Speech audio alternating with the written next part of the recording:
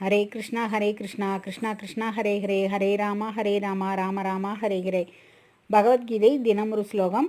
அத்தியாயம் 1, 14வது ஸ்லோகம். ததக ஸ்வேதைர் ஹயர் யுக்தே மகதி ஷயந்தனே ஸ்திதிதௌ மாதவஹ பாண்டவா சைவ திவ்ய சங்கௌ பிரதத்மதுஹு. ததக ஸ்வேதைர் ஹயர் யுக்தே மகதி ஷயந்தனே ஸ்திதிதௌ மாதவஹ பாண்டவா சைவ திவ்ய சங்கௌ பிரதத்மதுஹ.